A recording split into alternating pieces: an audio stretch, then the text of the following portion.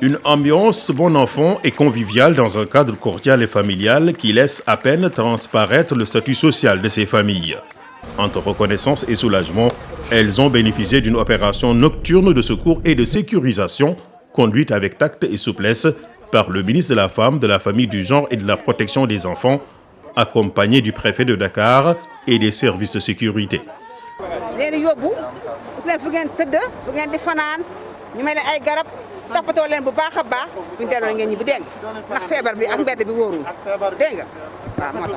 Une forte responsabilité, un sens élevé de la pédagogie et de la diplomatie ont permis aux équipes d'obtenir le consentement des familles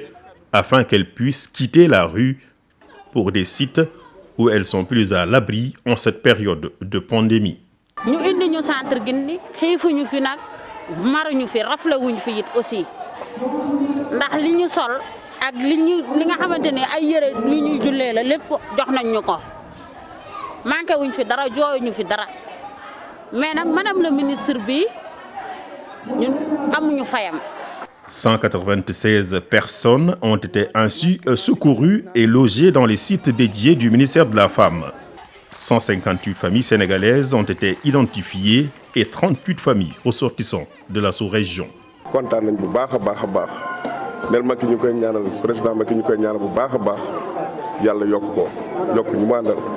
waaw bu ngeen yokk ko rek ñu yokk incha allah def leen jàmm. ñu fi nekk ñëpp kontaan na si ñoom ndax toppatoo nañu toppatoo ba ca war xiifuñu mëruñu rafetlu defuñu dara. C'est dans le cadre de la lutte contre la pandémie du Covid-19 que son Excellence le président Macky Sall nous a instruit de protéger toutes les populations sénégalaises, mais particulièrement les couches les plus vulnérables. C'est dans ce sens que nous avons lancé un projet de retrait des familles qui sont dans les rues de la ville. Nous avons procédé à un retrait de plusieurs femmes, d'hommes et d'enfants qui passaient la nuit dans les rues de la capitale. C'est dans ce sens que nous les avons amenés ici au centre Guindi. D'abord, ils ont passé, je pense, une journée ici pour d'abord les encadrer, faire une enquête sociale, pour pouvoir plus tard définir un programme de réinsertion dans leur famille. La portée de la démarche et les mesures d'accompagnement ont été expliquées aux bénéficiaires qui ont, dans la foulée, reçu un lot de denrées alimentaires et un appui financier conséquent. Il s'agit pour l'État de veiller à leur bien-être et il y avait de l'émotion dans leurs mots de gratitude à l'endroit du chef de l'État. État yu bari yàgg nañ fi te lii nu am ci Macky amuñu ko ci kenn ku ci nekk lii nu sañse ñoom ñoo nu ko sañseel suuraale nañu ci lu bari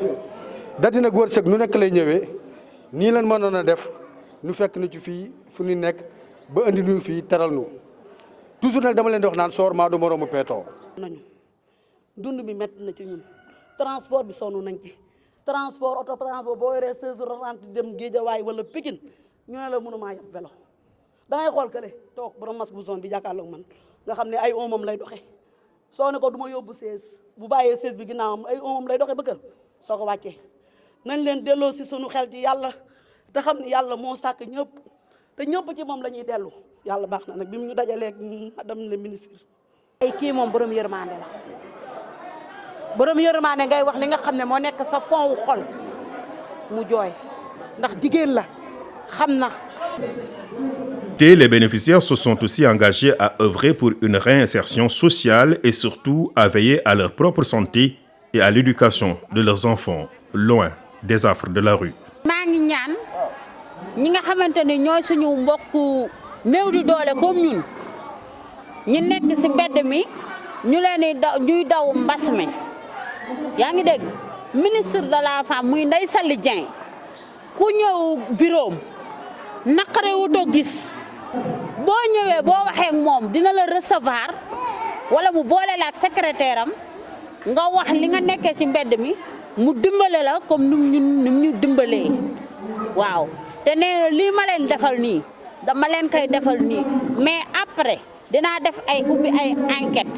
ku nekk dinaa la dimbali ba dootoo taxawaalooti ci mbedd mi. Les enfants et les familles en situation de rue sont particulièrement vulnérables en cette période de pandémie.